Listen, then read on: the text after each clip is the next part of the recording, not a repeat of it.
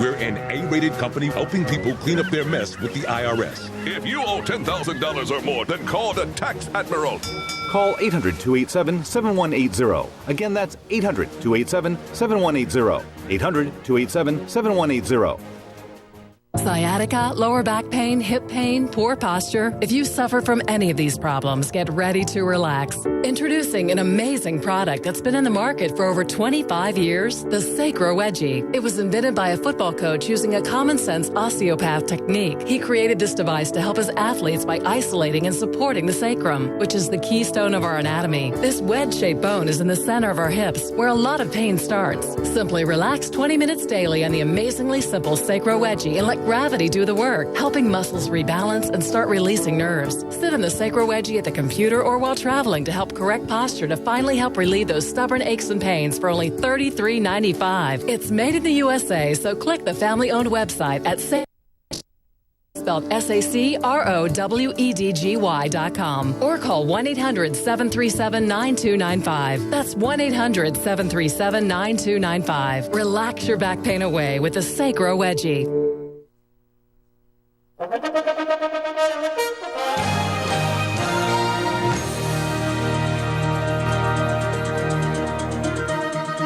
Welcome back to Power Hour. Remember, in the next hour, we're going to be talking to Roger Stone.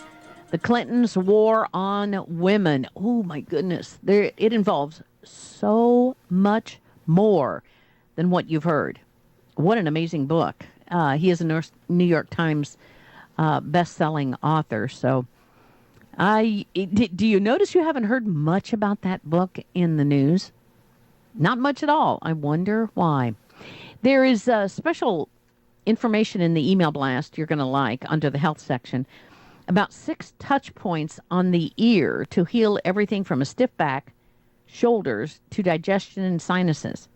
It's called ear reflexology or auricular therapy, AURICULAR.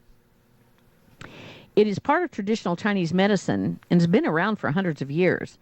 Like other forms of reflexology, ear reflexology can be used to treat internal ailments in different parts of the body. It can also be a valuable substitute for foot reflexology when that is not suitable or other health problems prohibit it. Reflexology is an ancient healing method. It can be used simultaneously with conventional treatment methods to relieve a multitude of ailments. It is a gentle, non-invasive form of healing that originated in Egyptian and Chinese medicine over 5,000 years ago. And each of our ears contain a complete reflex map of our body, full of nerve endings, multiple connections to our central nervous system. Ear reflexology is based on zones and points in the ear that relate to energy centers in the body known as meridians. And if you go to this article in the email blast in the Power Hour news section, you will see those 6 reflex points on the ear. There's one for back and shoulders, organs, joints, sinuses and throat, digestion, and head and heart. Seems hard to believe, doesn't it? Check it out. FBI is going to start tracking animal cruelty in 2016. A move advocates hope will bring more attention to the crime among law enforcement agencies and underscore the link between animal abuse and other violent crimes. Until now, animal-related crimes have been reported into a catch-all category in the FBI's National Incident-Based Reporting System. I think it ought to be the law enforcement people who kill the animals that need to be brought to and put in prison for the rest of their natural lives. And then if you have a question about your pet's skin itching like crazy, it could be one of 4 things. And that's in your email blast and at the Power Hour news section. You can find out what to do about your animals itching, because that's a big problem for a lot of animals. A big problem. And if there's things that you can do about it without requiring nasty, horrible pills from the pharmacy, They say that it can be because they're not being groomed enough, not being bathed enough, or rarely it can be caused by getting too many baths. A deficiency in the diet and an underlying medical disorder. And I would tell you that probably with the food that most people are feeding their animals, it's no wonder. And it is a wonder more animals don't die earlier. So check that out at the Power Hour. Power Hour, thepowerhour.com. Go to the Power Hour news section. Sign up for the email blast. If you have never signed up, oh my goodness, you are missing out because it's free. And you get all this information, all these things sent to you by Catherine, who does an amazing job.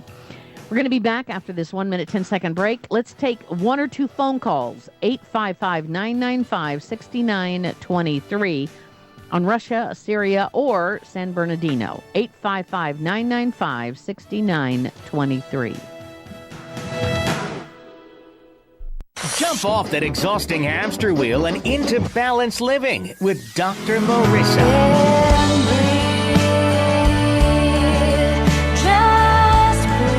Her mission, to be a beneficial presence on the planet. Her purpose, to be your personal advocate to live, love, laugh, learn. Her life motto, don't die wondering. Take back your life with Dr. Marissa Fay. Every Thursday night at 7 on KCAA, NBC News Radio, AM 1050.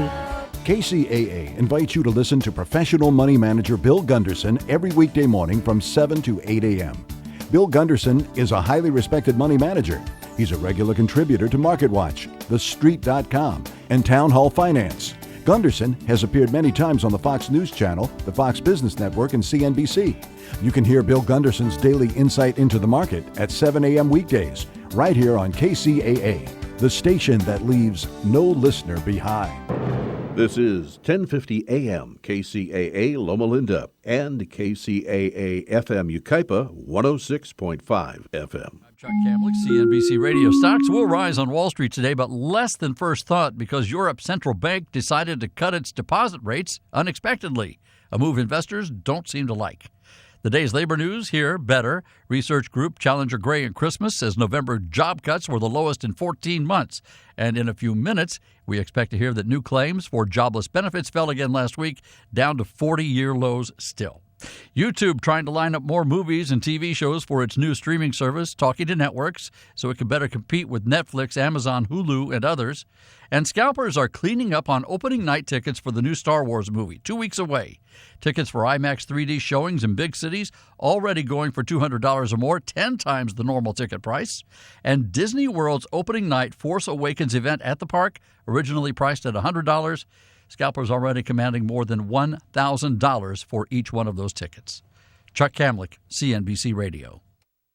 There are no guarantees in love, but there is a guarantee from EH Plus by eHarmony, our new personal matchmaking service. At EH Plus, your own personal matchmaker gets to know you so well, we can guarantee introductions that will be satisfying and exciting.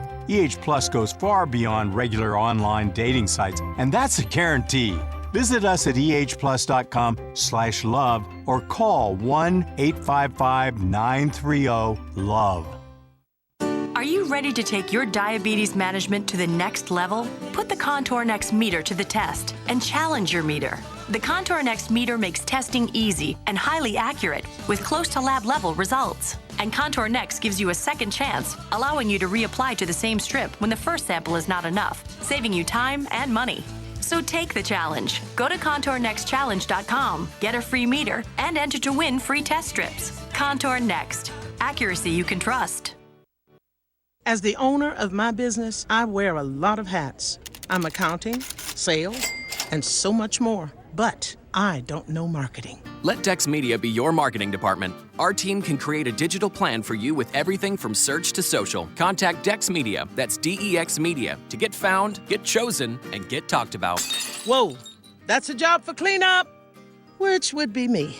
Call 844-230-3436 or visit dexmedia.com today. With your Thursday news, I'm Jim Miller, CNBC News, KCAA 1050 AM and 106.5 FM, the station that leaves no listener behind. Police chasing a black SUV believed to be the getaway car for 3 gunmen who shot up an office holiday party in San Bernardino yesterday, murdering 14. Captured or killed 2 suspects and were going house to house, pursuing a third who fled on foot. The shootout occurred less than 2 miles from the Social Services Center, where the massacre occurred hours earlier. The men who witnesses said were wearing body armor and masks. Entered the Inland Regional Center just after 11 a.m. Wednesday with grim precision. Once inside, they opened fire with rifles, shooting people in a conference room where a holiday party was taking place. Los Angeles police already on heightened alert following the Paris terror attacks. Closely monitored the mass shooting yesterday at that San Bernardino treatment center for people with developmental disabilities, while similar facilities in the Southland closed their doors for the day. In a precautionary move, the Harbor Regional Center in Torrance closed for the day. The North Los Angeles County Regional Center also closed its location at Van Nuys, San Clarita, and Lancaster. The Eastern Los Angeles Regional Center also closed. Motorists are dealing with more changes as the 91 project moves ahead. Eastbound Grand Boulevard off-ramp was permanently closed yesterday, and the westbound on-ramp faces the same fate December 14. In preparation for that, a third lane's been added to the westbound 91 on-ramp at Main Street. It eases the flow on nearby surface streets. The 2nd Street extension between Lincoln Avenue and West Grand Boulevard opens this coming Monday. A week later, Lincoln Avenue turn lanes will be restored between D Street and the 91 freeway. That's according to Riverside County Transportation Commission. I'm Jim Miller, CNBC News, KCAA 1050 AM and 106.5 FM, the station that leaves no listener behind. It's time for your KCAA AM 1050 and FM 106.5 traffic report. I'm Erin Brinker. In San Bernardino, there's Waterman Avenue, both northbound and southbound between the 10 freeway and East Mill Street is closed due to the rescue and recovery in progress. Waterman Avenue is closed between Orange Show and Hospitality Lane due to ongoing police investigation. Try Mount Vernon, the 215, or Alabama. San Bernardino Avenue is also closed in both directions between Tippecanoe and Mountain View Avenue. Alternate try 5th or the 10 freeway. In Riverside, stop-and-go traffic on the 91 westbound between McKinley Street and Highway 71. In Corona, the 91 west is slow from McKinley Street to the 71. In Riverside, an accident, a right lane is blocked on the 15 northbound approaching Magnolia Avenue.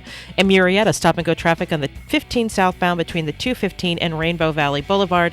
And finally, in Ontario, slow traffic on the 60 westbound between the 15 and Vineyard Avenue.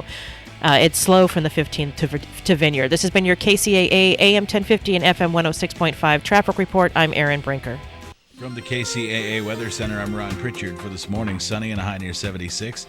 Clear tonight with a low near 47. Sunny and 77 Thursday. Patchy fog, partly cloudy skies, a low near 46. Thursday night, Friday, patchy fog. Mostly sunny skies, a high near 66. Friday night, mostly clear, low near 41. Saturday, sunny, a high near 73. Saturday night, partly cloudy, a low near 44.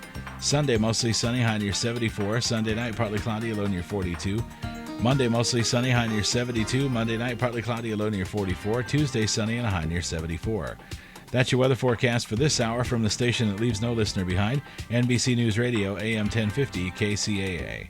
You're listening to KCAA, your good neighbor along the way.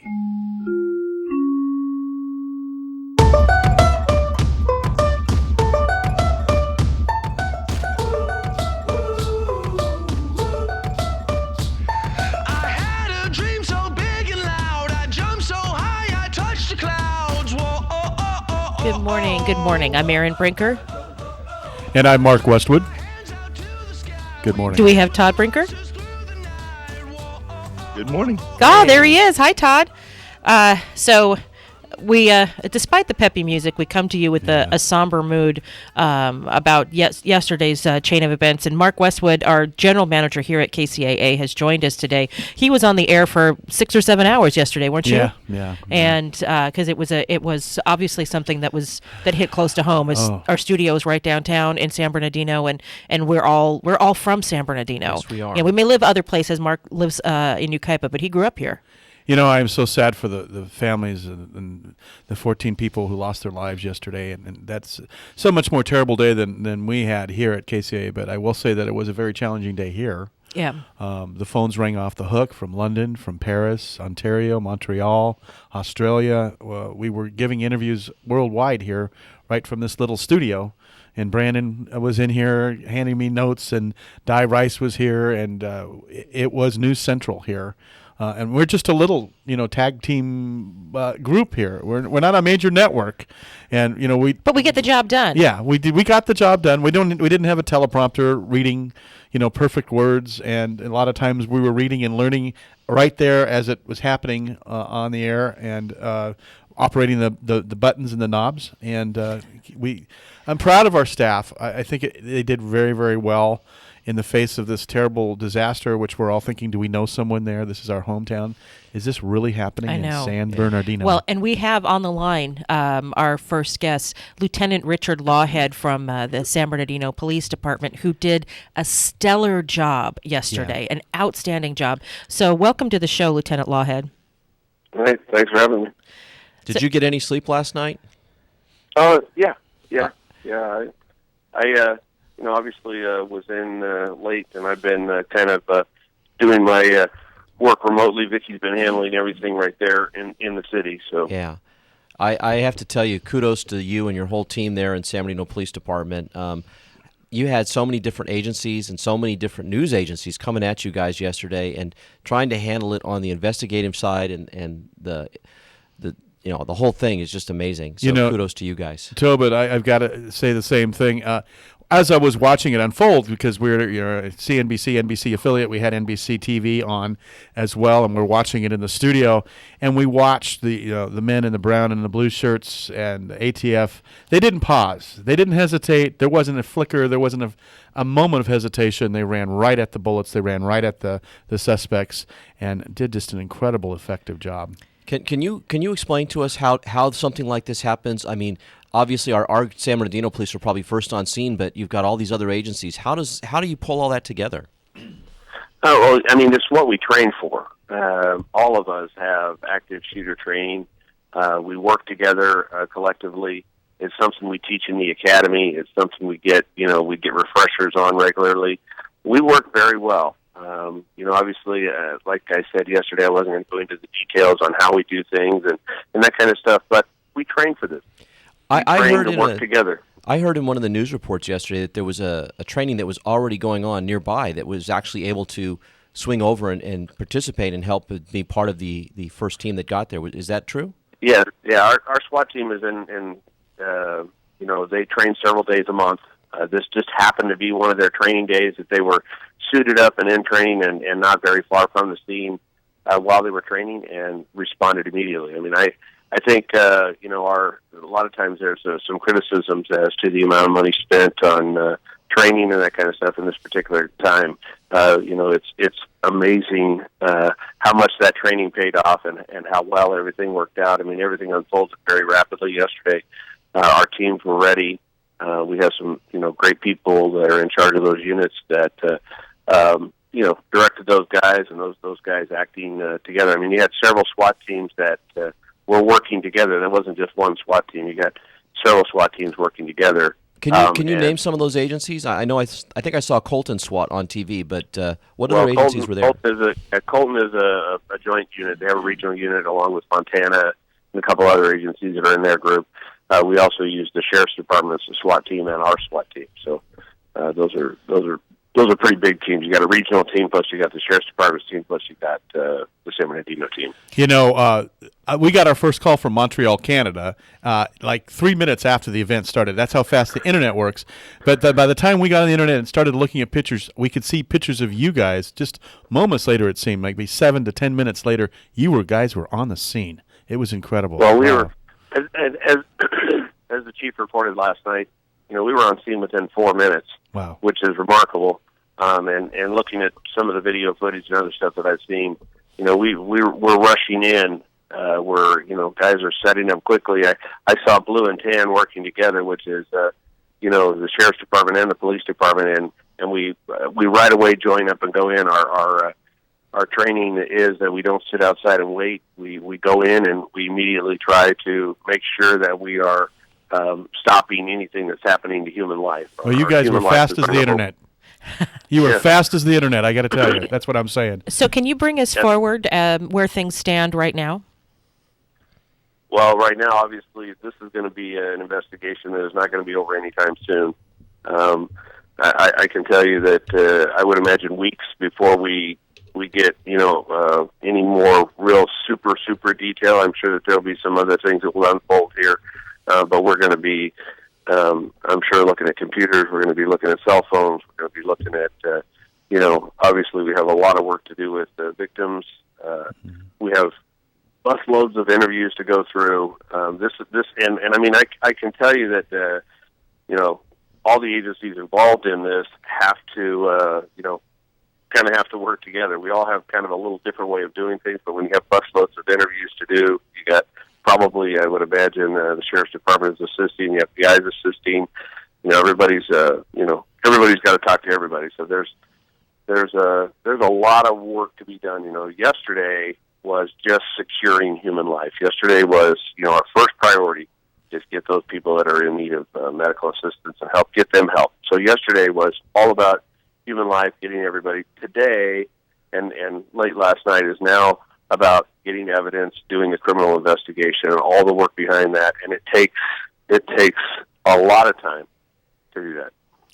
So can you tell us about who was involved so far? I know there were two people who were killed. One of them was Saeed Farouk, and the other was Malik, Miss Malik. What else can you tell us about the people who were involved? Well, I'm not going to go into too much detail about them. I'm leaving that for the chief and the investigators to come out. We released the names, obviously, and we're not going to get, I don't want to go into backgrounds or who they are or much about them. I'm going to let everybody, get all the facts together before we just start pointing fingers or saying this is one thing when it's another.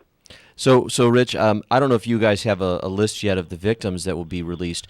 We're starting to see family members and friends on Facebook identifying people and saying, my father was killed or my mom was killed. And, I'm very interested to know. I hate to give the name out of the shooters because I think we give too much limelight to those guys. But I really would like to talk about these county workers, these people who were just there celebrating a Christmas party. Do you guys have a list of those names yet? We don't have a completed list of those names, and again, those names are going to be we're gonna check and double check and triple check before we do anything. And that, Tillman, I can only tell you that is a huge, painstaking job just for a single victim. Yeah. Here we have 14, plus we have another 17 that are injured. So, I mean, it's going to be a huge job, and I know everybody wants to know right now, and obviously we want to get that information out. We want to ease the minds of family members and everything else. It's just we don't want to put out wrong information. So it's important that we take the time to make sure, at least that time necessary, to make sure we're accurate in the information we release. And I'll tell you, I think they did a remarkable job, both Vicki and Jared, both yesterday. Yep. We waited until we had very accurate information before we just blurted something out. And then I thought the chief was very open about what we were doing and how we were doing it, very matter-of-fact about things, which I think put everybody at ease. I heard nothing but compliments yesterday about the amount of openness and how well he spoke about things, and that puts a lot of people at ease. I mean, that's part of our job is part of that command presence is the very first step. And when you get on you're in front of all those cameras and you're able to be calm and you're able to tell everybody, hey, we got this under control. This is what we've done. This is what we've done so far, and this is what we're going to do in the future. I mean, that sets a lot of people's mind at ease. Immediately, they have a sense that, hey, these guys do know what they're doing. They got things under control, and things are moving forward. And we certainly appreciated, by the way, the fact that the police chief gave us an hourly update at the top of the hour and was so prompt, and gave us as much information as possible that was, that could be released. So that he did a great job. Yes. Yeah, I do believe that he displayed a remarkable amount of leadership yesterday. Vicki was on the ground there handling face-to-face stuff. It was an amazing job yesterday. So we actually read in our traffic report at the beginning of our show that Waterman Avenue is still closed between basically the freeway and Mill Street.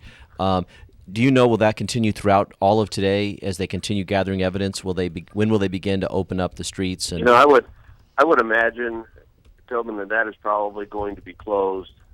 I would guess probably a week or so. Oh wow! I don't look for that to open anytime soon. Obviously, wow. Not only do we have a huge crime scene there, yeah, but then we've got a huge crime scene cleanup, and we don't want to open that up until we have picked up every piece of possible evidence again. Yeah. Because once we open it, then the evidence is gone. Like I said, we all rushed in there and took care of the human life, but now comes the painstaking process of putting that crime scene together and making sure we don't miss anything. And when you say evidence, you mean even things like going through the parking lots and making sure you know every vehicle that's there and all that kind of stuff too, correct? Exactly. We have to go through everything. I mean, really, we start looking for where every possible round might have gone, where they may have traveled. Obviously, they left some devices at other places. Yeah. Or did they leave some here? Was there more planning? I mean, just a lot of stuff went into this. So I'm glad you mentioned the devices. Was that San Bernardino bomb squad, or do we have to go to the sheriffs for that to deal with those? No, we use the sheriff's department's bomb squad, and again, we work with them regularly. Just like we used the sheriff's department's air support. They're our air support unit as well. Other agencies were there as well as for air support, but we regularly work with the sheriff's department, and we work very closely with the sheriff's department. The sheriff's department has worked hand in hand with us on this investigation. Just an outstanding job, both by I know the sheriff and the chief have a great relationship, and we share resources and work together very, very well. So what can your average citizen expect, or how can we help, or what should the citizenry do? Well, I think the most important thing is the citizens be patient with the police, obviously. Follow their direction. There's a reason for everything that we ask them to do. And then, we can't solve crimes and do things without the community's help. The community has to help us do our job. They're our eyes and ears. Just because we think that this thing is over, we may not be where we are today in this investigation had it not been for the help of the community. And that community can tweet the police, they can call the police, they can text the police. There's so many ways that you can remain anonymous about things that are going on out there. And we as a group of citizens are the only ones that are ever going to stop any of this stuff from happening in our communities.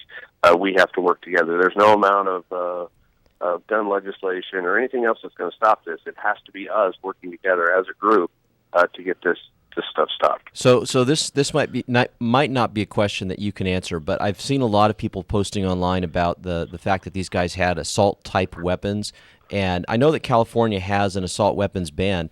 Do you know what they have to do to make those things? I mean, have they been adjusted? Or they do something to get past our laws, or how does that work? I don't. Yeah, I mean, obviously anybody can modify a weapon and do things to a weapon, and again, something we'll never be able to control. If you're able and know how to change things, you can do that. I don't want to get into a gun control discussion. I mean, I do believe that I personally am very thankful for our rights. Yeah. So I know you must have other interviews this morning. I just want to say again that I was immensely proud, and I know Tobin was too, and Mark was too, with the performance of all the law enforcement agencies yesterday. Incredible, awesome comes to yes, mind. The leadership of the chief. It was on a very sad day, that was a very bright spot for our city, so I appreciate it. I just saw this image in my mind, and I didn't see it in my mind. I saw it on the TV. They're running towards the spray of the bullets, towards the building as it's going. I'm like, you've got to be kidding me. Right. Not a hesitation, not a moment, not a flicker. I know law enforcement is getting a lot of kudos here, too, and I do believe that they deserve it. Let's not forget about the emergency medical personnel and everybody else that responded to that scene. Those agencies worked very well together as well, fire departments and everything. I saw a number of them working together from other agencies. I mean, this public safety thing that we all plan for, this unified command, all this stuff is a huge deal. And all this training and everything that we prepare for, this is where it all pays off. We all came together. We all worked very well together. But again, this is a group effort. Yeah, and San Bernardino is no small city, 213,000 people. We have a well-trained force, apparently. And don't mess with us. That's right. what I got to say. That's we do a remarkable job, and again, I think it comes down to our leadership. I think that the chief has provided, and it was very evident yesterday the kind of leadership that he provides to our community. Indeed.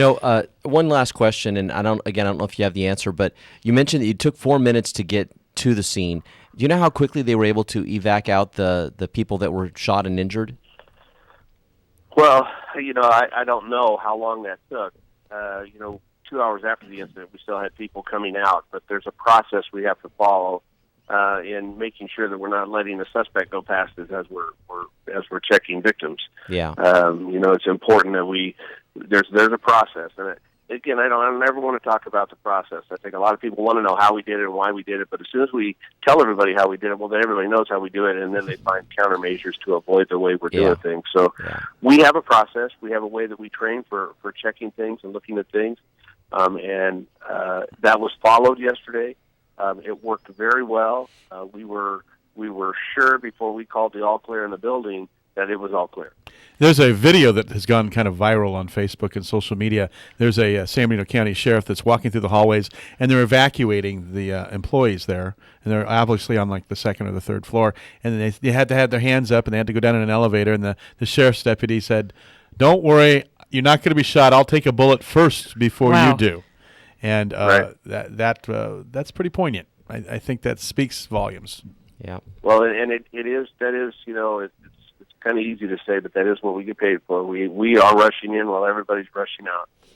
That is our job, and we take it very, very seriously. It's a very tough job to do today in today's environment, but we take that oath and we take that responsibility very seriously. You earned your money yesterday. So thank you so much, Lieutenant Richard Lawhead, for joining us today, and you've given us quite a bit of time, and we are very grateful. And I hope that you'll come back on this show and other shows on KCAA and continue to let the public know what's going on. All right. Thanks, guys. I appreciate it. You guys have a good day. Thank you. You too. This is, I'm Erin Brinker. I'm Tobin Brinker. And Mark Westwood sitting in with this great couple over here. Thank you for being here every morning at 6 a.m. You guys do a good job, too. Thank you. And we have Todd, too? Todd actually just left. He dropped out? He did. Yeah. He did. Okay. Well, so we are on The Brink, the morning show on KCAA, AM 1050 and FM 106.5. We are going to take a quick break. We'll be right back. Listen to KCAA Loma Linda for less confrontation and more information. What is San Bernardino going to do with the Carousel Mall? Keep track of the mall development and more local news in the San Bernardino City News. Local sports, education, business, and entertainment news in print and online at sanbernardinocitynews.com. And now it's time for another Support San Bernardino Spotlight. Hi, my name is George Hahn. I am the Senior Minister at the Center for Spiritual Living Inland Empire. In the next few weeks, we would like to support San Bernardino by highlighting the outstanding things about our city. Today's program features Dennis Baxter from Habitat for Humanity. Thank you, George. I'm very proud that Habitat for Humanity San Bernardino area has been serving the residents of the area since 1992, so that's 24 years of building homes and building hope. Each partner family participates in our own curriculum in the greater San Bernardino area that provides guidance and resources to a successful long-term experience as being a homeowner. We have financial literacy classes that they go through so they understand the difference between being a homeowner and being a renter. Our Brush with Kindness program helps out low-income folks with, simple chores around the house. And, of course, our Restore, located in Redlands, is a real part of our fundraising effort. So it's building homes, it's building hope. Folks can give us a call at 909-478-1176 or habitatsb.org.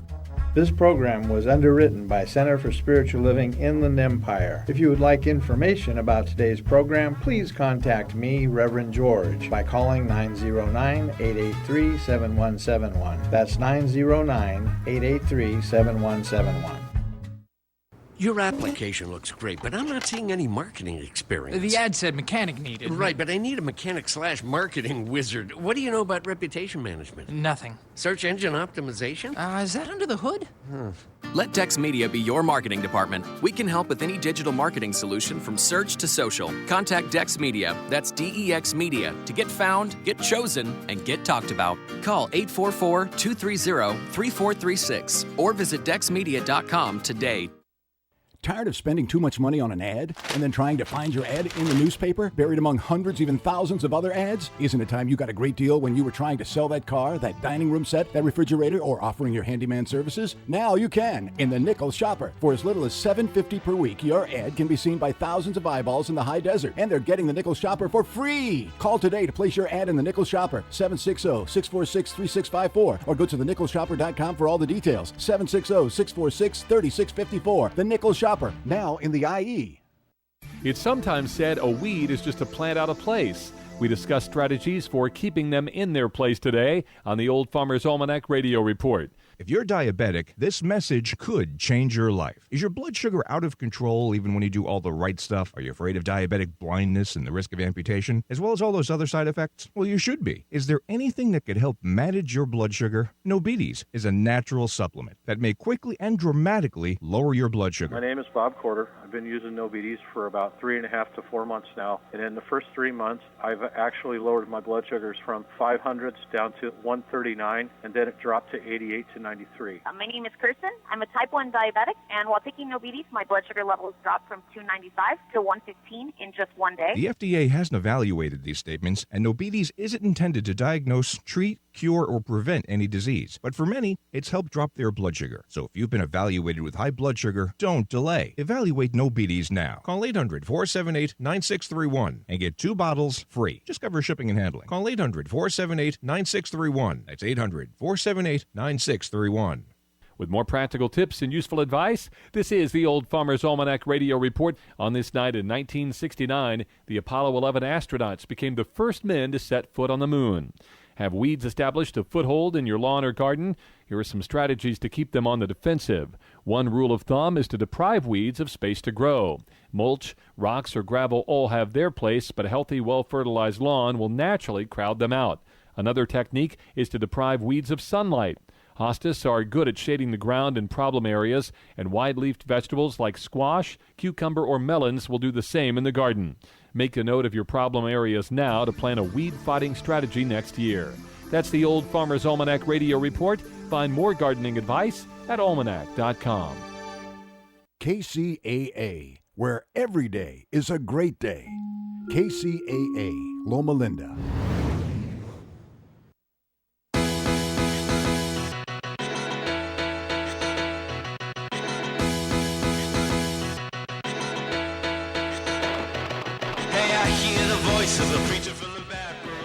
Tobin Brinker. And I'm Mark Westwood, and I was just listening to that KCA liner where they say every day is a great day. I guess every day is a great day if you wake up above ground. Indeed. It's difficult to be in the radio business today playing, happy music and our liners that we normally do that are very, very positive that sound like, but, we're at the tail end, not the tail end. I don't even know if this is the tail end of this incident. But we're still in the thick of things. Yeah, we're still in the thick of things. Immediate danger, as far as we know, is over. Yeah. We don't know if there are anybody, what else there is out there, and the police are investigating. And I want to, before we get, fully into the next segment, I want to let everybody know what areas are closed. Waterman Avenue is closed between Orange Show Road and Hospitality Lane due to the ongoing police investigation. Alternate routes are Mount Vernon at the 215 or Alabama. San Bernardino Avenue is also closed in both directions between Tippecanoe and Mountain View. An alternate route would be Fifth Street or the 10 freeway, depending on where you want to go. So Waterman Avenue, both northbound and southbound, and another advisory says between 10 and East Mill Street. So, just be advised, don't try to go into those areas. This is an active crime scene, and the only way the police can do their job is if you keep that area clear. And as our previous guest just said, Lieutenant Lawhead from the San Bernardino Police Department, that's going to take them maybe a whole week. That building, that Inland Regional Center building is massive. I mean, It it's is. 3 big buildings. It's huge. And it's going to take them a long time to process the whole scene. And they've got a lot to go through. They cannot. They can leave no stone unturned. So The conference center alone, the conference room in there, and if I've been working in the nonprofit sector for more than a decade here in this area, and have been to meetings in this place. It's a beautiful room, but it's huge. It'll hold like 500 people, and so that area alone is huge. Plus all of the office buildings, and there are 3 buildings on the campus. It's not just one building. So it'll take them some time, and it needs to take them some time so that it's done correctly. And this started off when we got our first reports yesterday, and we were just getting them. Like I said, we'd been alerted by Montreal, Canada, about this, and then we started into it. It first started off that it was at Planned Parenthood. Yeah. And, the That's first nowhere reports, near the it's regional nowhere center. near the regional center. By the way, San Bernardino has an R in it, everybody, for the world that may be Yes. listening. Yes. Please put the R in it. It's San Bernardino. Yeah, San Bernardino. Yes. But actually, it's Saint Bernardine. But yeah. Anyway, where I was going with this was that the reports were coming so fast and so furious, and so the information, some of it might not have been accurate to begin with. But we started talking about it being at the Inland Regional Center, and we thought, well, this had to involve the Inland Regional Center. But it's unfathomable that it would. Yeah, but I mean, it just they serve 26,000 clients. they do, but they're serving people with developmental mental disabilities. Yes. And so we were trying to sort that out, and then we later find out it was some sort of a San Bernardino County event. And it took us probably the good part of the afternoon to finally find out that it was the Environmental Health Services Department that was having their Christmas party. And public health. They're both in the building. And think about it. When you think about agencies that people have problems with, you can understand someone getting angry at the IRS or someone, Not that it justifies what was happening. But environmental health, Right. these are not guys who people go crazy about. So then you start thinking workplace violence, right? You think, Mhm. it's probably an employee who had a dispute with another employee. But then you hear the facts of multiple shooters wearing the planned the body Tactical gear, explosives. They're not using the word terrorist yet. Yeah. No, they're not. It's domestic terrorism. At no the matter very what. least, it's domestic, yes. But there's so many facts about this that don't fit the normal narrative of what you hear when you hear about an event. And I hate to say there is a normal narrative, but What kind of people, and I hate, take a 6-month-old, their own baby, and hand it to their grandmother, not their mother, their grandmother, and then walk away. Make the decision to and do make the this. decision to do. Did they not think they were going to come out of this dead? and a male and female shooter, that's another thing that strikes me as just bizarre. Right. You Husband, know? not a well, we don't know their marital status. Yeah. But they were definitely some sort of a status. And I respect that, Lieutenant Lawhead and Chief Burgwan yesterday. They really stepped back from, jumping to any conclusions about who the shooters are. We know their names, and that's all we know. Yeah. And that as this unfolds, we'll be able to say more definitively what their motives were. Is this a case of, over video game, exposure? That sounds crazy. I don't know. People, sometimes younger people, especially that don't have a hope of becoming rich, want to become famous. They're not famous. They're not infamous. It's shame. It's not fame. It's Exactly. shame. And by the way, it's stupidity.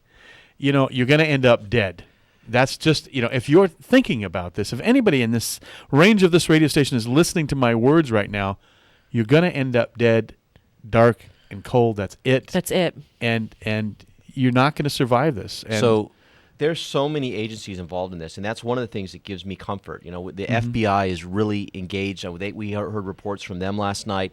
I've got a report here from the LA Times, and they actually have a report from the Bureau of Alcohol, Tobacco, and Firearms saying that they've successfully traced the 4 guns that were recovered in connection with the shooting and determined that 2 of the weapons were purchased legally. And they say the assault rifles were both, one of them is a DPMS model A15, and then the other one's a Smith & Wesson M&P 15.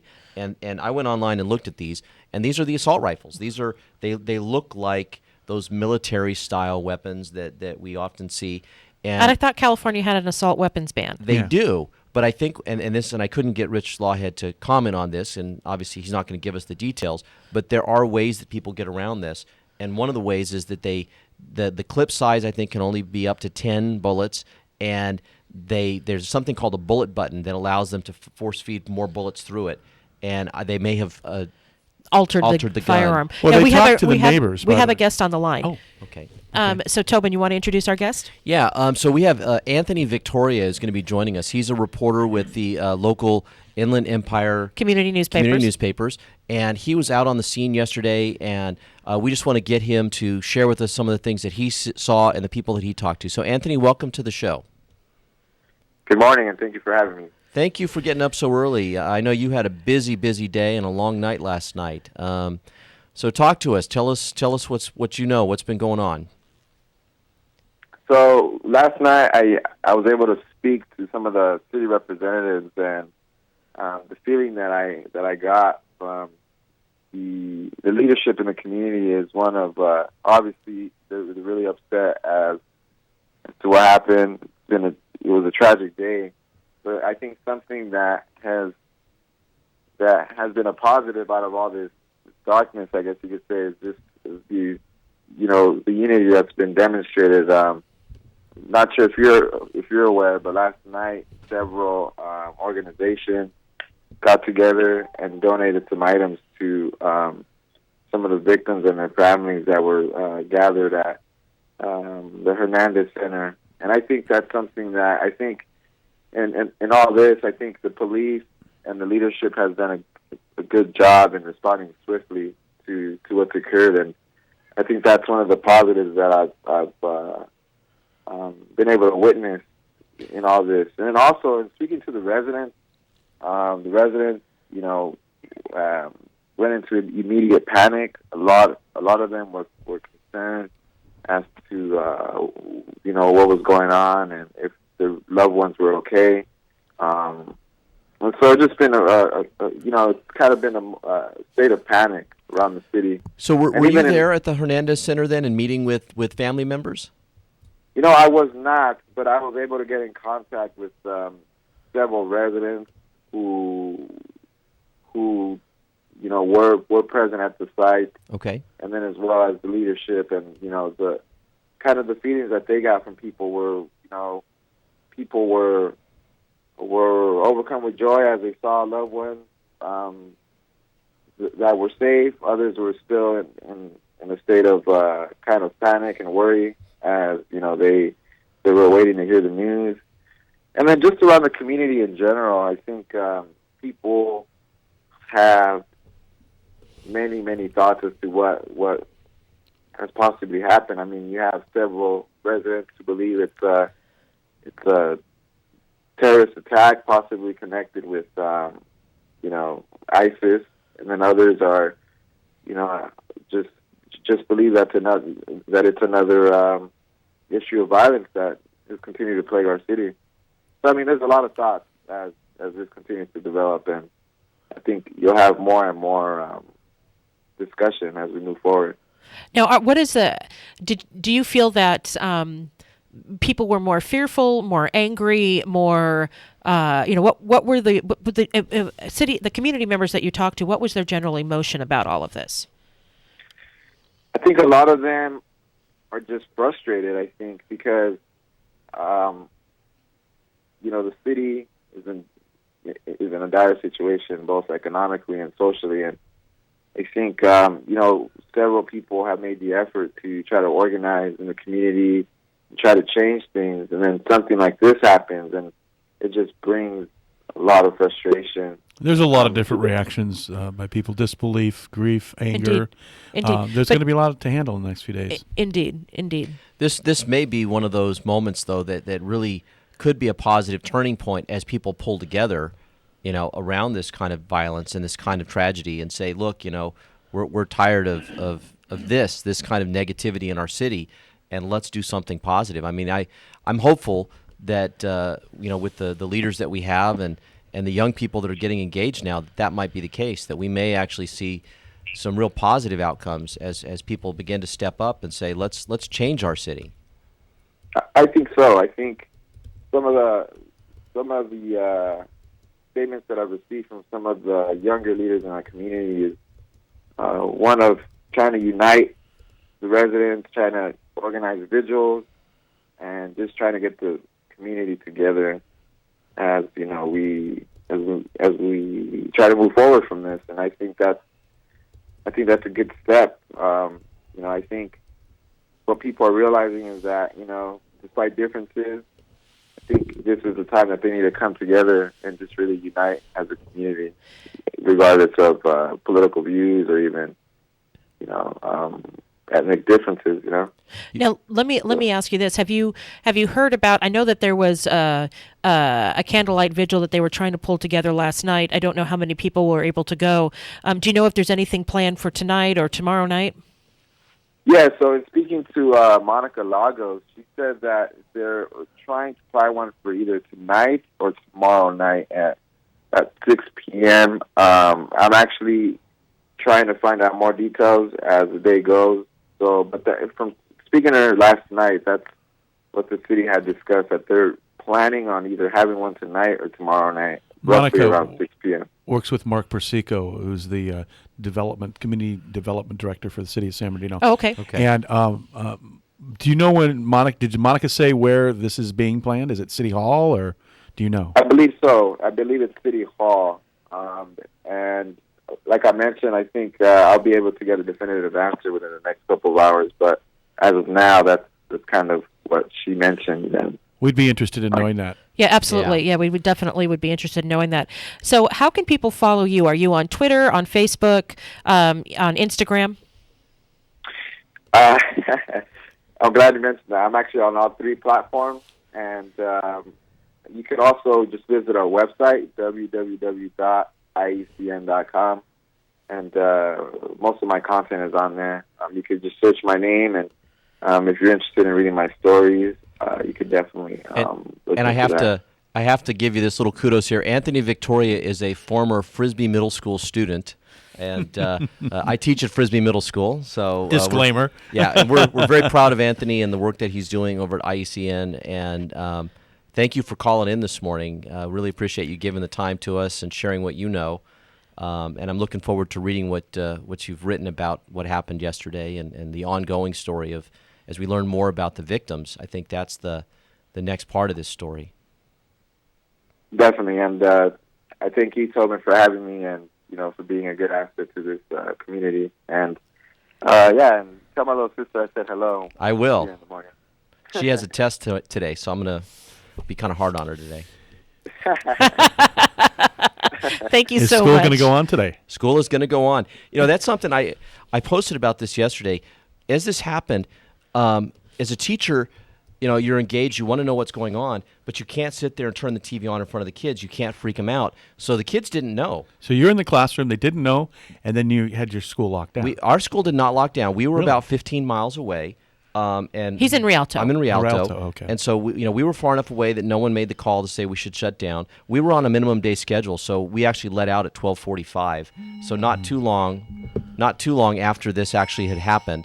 And so there's kind of this weird sensation as you are essentially not telling these kids anything and knowing that they're going to walk out the door and get home and this news is going to hit them in the face and they're going to be freaking out. And as a teacher, normally you kind of want to be there for your kids. And then there was a concern about kids with cell phones, right? That someone was going to get that message from home, mom and dad, is your school locked down? Are you safe? Or worse yet. And then the kids are going to freak out. Or worse yet, they get the message. Well, we actually, as we were watching on one of the TV channels, one of the people being interviewed was actually a parent of one of our students, and apparently he worked there at the Inland Regional Center. So our prayers immediately went out for that family, and so we know that our kids are going to be affected. I mean, it's affecting the broader community. Yeah, I was listening to other radio stations and how they reported too on the way in here, and yesterday we monitor other radio stations, and the difference in their reporting is they're already getting into the philosophical debates and everything else. We here, as we pass under the signs that say San Bernardino exit here, and we're in this city. Right. Our reporting is totally different this morning. We're talking about surviving. Right. We're talking about what happened, why, how has this happened, what can we do. We're a community, and we're the community. This happened here. And in our hometown. And it's not helpful to get people whipped up into frenzy about something that may or may not be true. So we need to be careful. And I we can say what we know. Right. We don't want to talk about what we don't know. Exactly. That's what we were very careful all day yesterday. People kept saying, and When Paris, France 24, the TV station in Paris, France called, and we were talking with them and doing a report. They wanted us to use that word, that T word. Yeah. You know, in London, they wanted the same thing with the BBC Worldwide. You interviewed with the BBC, Yes, CNN. two stations on the BBC. All of them were trying to get to that core word, and we weren't using it. We were not using it because we were following the lead of our San Bernardino police chief and other people that said all we we're could not say gonna is use that it. they hadn't ruled it out. Right. So I have to tell you one other thing that's been weird today, and our broader community has really rallied around San Bernardino. And, you know, even though it's the city of San Bernardino, we're all part of San Bernardino County. Mhm. And so I think everyone feels this. And I know, for instance, that we were getting text messages from friends and family members who live far away. Are you okay?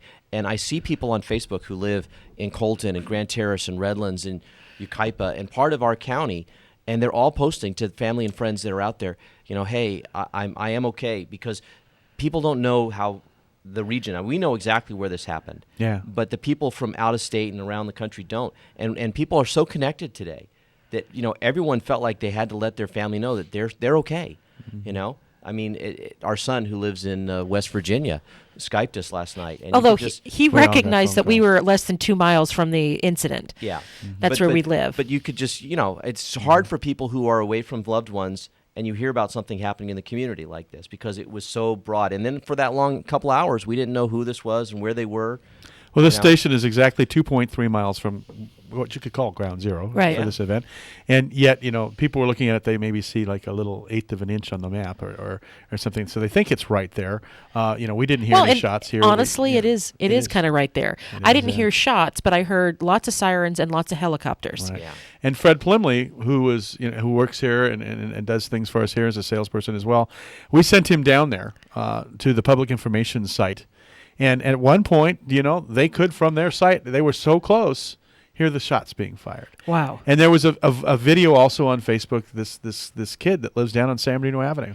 Did you see that? Yes, and I, you know, the mother in me was like, "Go inside." Yeah, I was like, he's filming this in his front yard, and it's happening right down the street. Like, it's right there, like 2 doors down in the street. Yeah, it was incredible. And all I was looking at this, going, "Sweetie, go inside." Yeah, seek shelter. They mean it. They mean it. And that's, you know, I guess going forward here, I want to say, in these types of situations, where and I've said it before, remain alert, remain aware. You know, have a game plan. If you're in a public event, public meeting, how are you going to get out of there? Right. How are you going to exit? Where's the exits?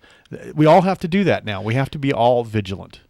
We can't leave it to somebody else. It's interesting because you listen to interviews from the Bataclan in Paris, where one of the shooting locations, and there was a wonderful Vice online did a wonderful interview with the members of the Eagles of Death Metal, which was the band that was performing that night, Right. and they talked about people going down dead end hallways because they didn't know where the exits were. And there was an Inland Empire connection there, too. Yeah, they're from Palm Desert. Right. They're from Palm Desert. So it was, and these men were all traumatized. You know, they're just there making music, trying to have a good time. And you do have to familiarize yourself with the surroundings, with, where are the exits? Absolutely agreed. And be aware. You know, it's very surreal for all of us here that are members of this San Bernardino community, my hometown. I grew up here, and I'm sure that, as you drive under the freeway, street signs that say San Bernardino, and I can't fathom it happened here. You think maybe Los Angeles, Washington, D.C., Yes. New York, San Bernardino. We're kind of left out of the picture all the time as a big city. Exactly. We're not considered a big city, but No, we we're are. not. But we are 213,000, but yeah. We're a good size we're a good medium-sized city in a major metropolitan area. You can't really separate San Bernardino from the behemoth that is Los Angeles, because you drive on the 10 freeway and you never leave city. I mean, we're all part of this big area, and even if you don't want to say that we're part of LA, you can. The 4.5 million people live in the Inland Empire, so this region itself is a behemoth. So I guess this stage is we've gone through shock. We're in disbelief. I'm ticked. Anger is around the corner for me too. I am ticked. I haven't gotten quite there yet. I'm speechless. Sometimes you're on the radio. You've got to be there. You got to talk about this. You're hearing about this, and you're going, You've got to be kidding me. When I wrapped up my last interview last night, because I did an interview late with BBC, I just wanted to cry as all of the emotions kind of settled in me, because this is our home. Somebody attacked us in our home, and we'll figure out what the motives are and we'll deal with that. But right now, the reality is that somebody attacked us in our home, and we may squabble with one another, but I think that the one good thing that might come out of this horrendous event, is you'll see that the focus of San Bernardino, people who live here, will be outward instead of inward. I want to reach out to the families of the victims and the victims that are surviving. I want to know who these people are. Yep. I want to help them in any way that I can. I feel like that we owe that to them. I agree. One of the things that was kind of striking, and a lot of people were employees at IRC, and the county of San Bernardino were probably told don't talk, or maybe they weren't. They're not. They are not talking to the press. They're not. They talking are to the not press. talking to the press. And my guess is the county told them not to, and because it could hinder the police investigation. Maybe it passed through the ranks or something. I don't know. Maybe the police asked them not to. It's going to be interesting to find this out, because they were uniformly and very strongly opposed to talking. Yes. Yeah. One person said, "I'm okay," and walked away. Yeah, and that's what we're seeing on got. Facebook. I was there. I'm okay, and that's it. Yeah, and that's it. And I respect that. I respect their privacy. When they're ready to talk, we're ready to listen. Yeah. I can't imagine. Just think about it. How many times we've been in rooms and auditoriums with people, and tonight rather, the San Bernardino County Democratic Party was scheduled to meet at the California Teachers Association, just right there. Right around the corner. Right around the corner. And of course, the building is locked down. We can't use it, but we also made the decision we couldn't meet. Probably not now. It was going to be our holiday party. Yeah. Oh, it's December. It's People December. are festive. I mean, right. And so what would have happened if I was sitting in a room full of people munching on potluck, and Christmas music is playing, and Santa's over in their corner, and kids are getting toys? The reality is that the brain can't quite process it the minute that it starts. Yeah. You're thinking, wait, it's such dissonance. You just can't you can't process it immediately. Bullets are flying in your room, and you don't know why. And exactly. Like, what the heck? Yeah. So you mentioned the Christmas party. I was just thinking, Aaron and I are supposed to go to a major Christmas event on Friday. And Santa Claus. Yeah, well, you'll be there too, right? Yeah, and I can't. I don't know. I can't imagine what that's going to be like this year. There might be cancellation of that event as well. That's a major fundraiser for Santa Claus Incorporated. They may have to, I don't know. I suspect don't know. they'll do something though to recognize what's happened, but I can't imagine canceling it. But it'll be a very different event, I think, from years past. I guess we have to say we're not going to let them win, and the way we don't let them win is to take away our Christmas this year. Exactly. Yeah. And so we're going to have to go on and respectfully keep in mind in our hearts those people who lost their lives, the 17 people who were injured, which we don't know. Their injuries might involve lifelong disabilities. Yes, and some of them are still in critical condition. Yeah, and still in critical condition. I do want to say we've been praising the law enforcement because they were the ones in the spotlight on the TV, and like I said, not a flicker, not a moment of pause, not a hesitation. You guys just went right at it. Thank you, and we all, as a community, thank you. And one of the interesting things too, I'll just do a sideline and a step aside. The kid that was filming this, that you said, "Go in the house." He was at first saying, "Here comes the popo, here comes the popo," and in a few moments, he's like, "Yes, thank you." Yeah. He could see what was going on and what they were doing, and I think that's the whole community has done that. But our service providers, our first responders, the firefighters, the EMTs, the paramedics, they're there too. They're not in any safe zone. There's No. still bullets maybe could fly around, and they're providing the service they did. Thank you. I wonder, and we talk about reaching out for the victims, but in some ways, some of those officers are victims too. I can't imagine walking into that room and seeing the bodies and having to deal with the carnage and what that does to you psychologically. And I know they train for this stuff, but to be in They're still human beings. They're human beings. How do you not carry that with you? And obviously those people, those men and women who those frontline responders, every single one of them, it had to deal with that. They need our love and support right now too. We've got to make sure that we're there for them. I have to. We have to talk about the folks at the hospitals too, at Arrowhead Regional and Loma Linda University. They had a bomb threat at Loma Linda, and Brianna Pastorino, who is the media relations person at Loma Linda University Health, did a stellar job. Her last press conference in the evening, you could see the day had, you could see that she was worn, just like everybody in their last press conference, and she did a great job, and I was very proud of our local institutions yesterday, too. Yeah, and we're going to get some numbers here at KCAA, and keep tuning back here, 106.5 FM, 1050 AM. We will post on our website, and we will talk and make announcements throughout the day of numbers to call, crisis hotlines. If you have some information you want to report anonymously, there are phone numbers. I don't have them in my head. They were given out yesterday, but we will get them, and we will put them back on the air. Yep. And we'll be proactive in helping in this in any way we can here at KCAA. And we'll have a lot more information and reporting as the time goes on. We have about 3 minutes left. I'm looking this up. The San Bernardino Police Department, I'm sure their tip line is going to be on their front page. Sheriff's Department, yeah. Yeah, yes. For any, it's not on there. Website may be a little bit behind. We'll get that number for you. They've been a little busy. They've been a little busy. Yeah. A little busy. And as we all have. Yeah. As we all have. Well, I want to close out our conversation by saying how happy I am with the way that we're talking about this. I know a lot of folks, as you said, Mark, went to these big picture things and are talking about gun control and talking about the politics of it.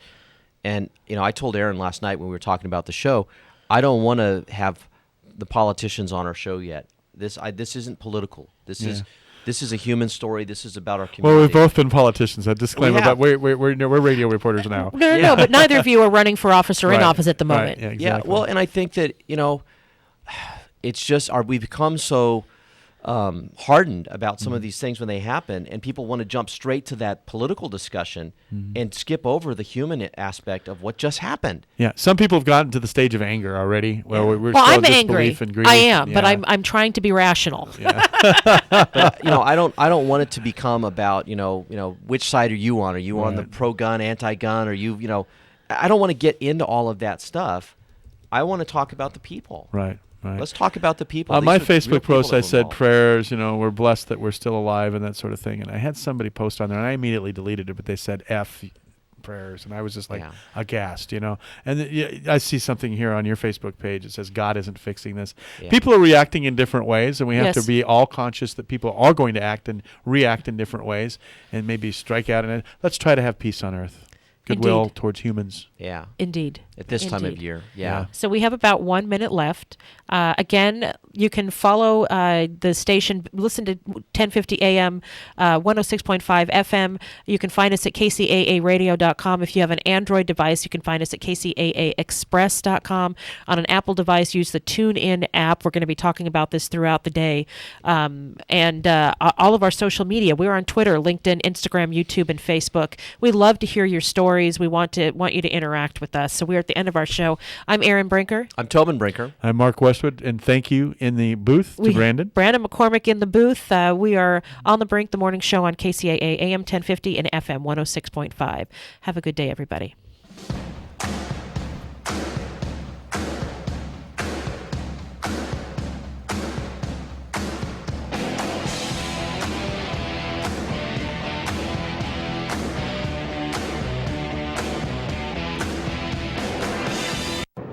This is 1050 AM KCAA Loma Linda and KCAA FM Yucaipa 106.5 FM. I'm Chris Maurer, CNBC Business Radio. Applications for unemployment benefits rose by 9,000 last month to 269,000, but claims have now been below 300,000 for 39 straight weeks. That's the level associated with a healthy job market, but traders are worried it will make it more likely the Fed will raise interest rates next month. Meantime, layoffs fell to a 14-month low in November. Staffing firm Challenger Gray and Christmas report payroll reductions fell 39% from the previous month.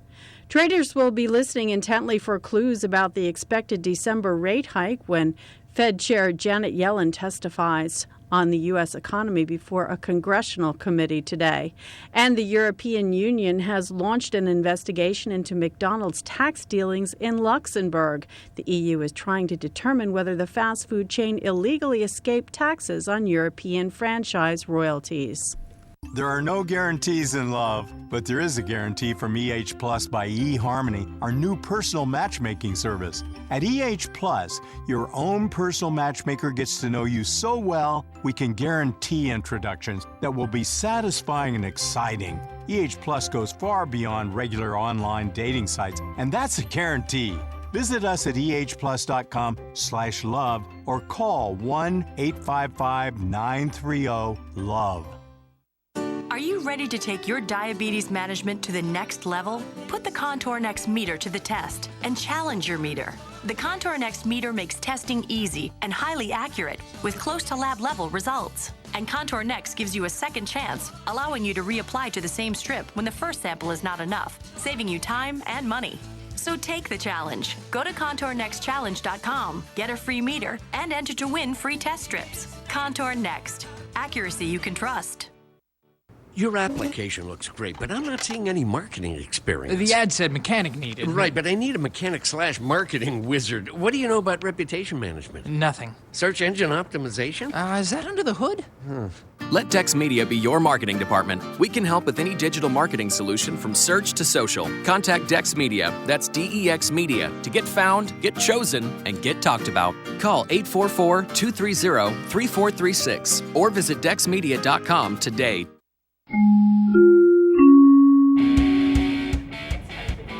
It's time for your KCAA AM 1050 and FM 106.5 traffic report. I'm Erin Brinker. In San Bernardino, we have Waterman Avenue, both northbound and southbound between the I-10 and East Mill Street, closed due to rescue and recovery in progress. And this will likely be closed for a week. And so alternate routes, you could try Mount Vernon, the 215, or Alabama. San Bernardino Avenue is also closed in both directions between Tippecanoe and Mountain View. An alternate route would be 5th Street or the 10 freeway. In Riverside, stop-and-go traffic on the 91 westbound between McKinley Street and Highway 71. The 91 west is slow from McKinley to the 71. The 71 south is busy between Pine Avenue and the 91. In Riverside, an accident. The right lane is blocked on the 15 northbound approaching Magnolia Avenue. Stop-and-go traffic from El Cerrito Road. In Murrieta, stop-and-go traffic on the 15 southbound between the 215 and Rainbow Valley Boulevard. In Moreno Valley, stop-and-go traffic on the 215 between Alessandro Boulevard and University Avenue. The 215 north is heavy from Alessandro to University. The 60 west is slow from Pigeon Pass to the 215. In Camp Pendleton, all the way down in Oceanside, there's an accident, the 5 northbound at Basilone Road. The 5 north before the Border Patrol checkpoint crash reported and traffic is slow approaching. Finally, in Chino, slow traffic on the 60 westbound between Ramona Avenue and the 57 Orange Freeway. The 60 west is slow from Ramona to the 57. The 210 west is busy between Mountain Avenue and Foothill Boulevard. This has been your KCAA AM 1050 and FM 106.5 traffic report. I'm Erin Brinker. This report has been brought to you by Mothers Against Drunk Driving. For victims of drunk and drug driving, your grief is unique, but you are not alone. You always have a place at MAD. Call their 24-hour victim helpline at 877-MAD-HELP or visit mad.org. With your Thursday news, I'm Jim Miller, CNBC News, KCAA 1050 AM and 106.5 FM, the station that leaves no listener behind. Police chasing a black SUV believed to be the getaway car for 3 gunmen who shot up an office holiday party in San Bernardino yesterday, murdering 14, captured or killed 2 suspects and were going house to house, pursuing a third who fled on foot. The shootout occurred less than 2 miles from the Social Services Center, where the massacre occurred hours earlier. The men who witnessed this said were wearing body armor and masks. Entered the Inland Regional Center just after 11 a.m. Wednesday with grim precision. Once inside, they opened fire with rifles, shooting people in a conference room where a holiday party was taking place. Motorists are dealing with more changes as the 91 project moves ahead. Eastbound Grand Boulevard off-ramp was permanently closed yesterday, and the westbound on-ramp faces the same fate December 14. In preparation for that, a third lane's been added to the westbound 91 on-ramp at Main Street. It eases the flow on nearby surface streets. The 2nd Street extension between Lincoln Avenue and West Grand Boulevard opens this coming Monday. A week later, Lincoln Avenue turn lanes will be restored between D Street and the 91 freeway. That's according to Riverside County Transportation Commission. Los Angeles Police already on heightened alert following the Paris terror attacks. Closely monitor the mass shooting yesterday at that San Bernardino Treatment Center for people with developmental disabilities, while similar facilities in the Southland closed their doors for the day. KCAA is your CNBC News affiliate. We're the station that gets down to business. Professional money manager for the last 18 years. He is a regular contributor to the Fox Business Channel and Bloomberg Radio. In addition to this, he is a regular contributor to TheStreet.com and MarketWatch.com. Now he's live here on the Wall Street Business Network. Here is Bill Gunderson. And welcome to the Thursday morning. It is the December 3rd edition of the Best Stocks Now Radio Hour. Well, we have to set aside the events of the world, which obviously were quite tragic. We did have our eyes glued on the TV all day yesterday. San Bernardino, just about 60 miles north of us, and we do have we're on a station up there, and we cover that area. But we got a little bit of business to talk about here today. We have the Dow down 65 points right now, kind of a bad start to the market. We're at 17,664. We had a bad day yesterday, too, as oil dropped below $40 per barrel. S&P 500 is down 7 points right now, 2,072. That's down 0.3%. The NASDAQ is down 7. The NASDAQ is now down 13. The NASDAQ is at 5,109. We have crude oil, which was really the cause of the spill yesterday. The market down about 150 points yesterday. Couple of reasons. It looks like a sure thing that the Grinch will steal Christmas. We will have a quarter-point rate hike here come December 16th, I believe it is. And this oil problem is a bugaboo. OPEC meeting today, crude oil at $40.47, up today, but it went below 40 yesterday. Gold, 1,053, dead flat today. The euro is storming higher. That's because Draghi didn't come up with much of the easing as Europe wanted. So you've got the euro rising on that news, 1.085. That's the biggest move in the euro in quite some time. And the 10-year yield's up to 2.27 this morning.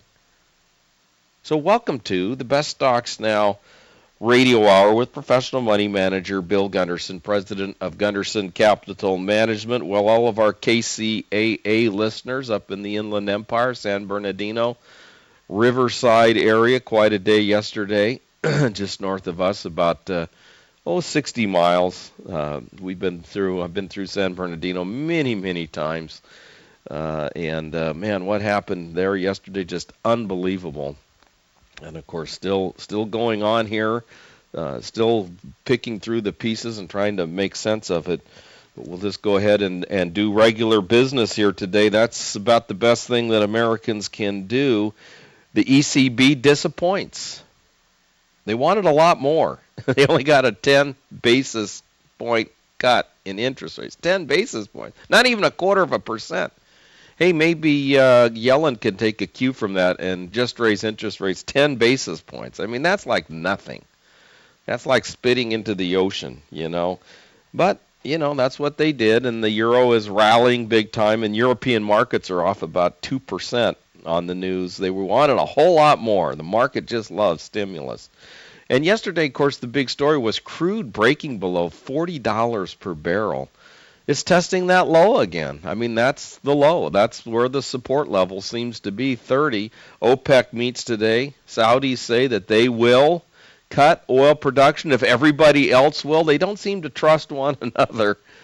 It's all like they have their fingers behind their back crossed, you know, their fingers crossed and saying one thing and then doing another thing.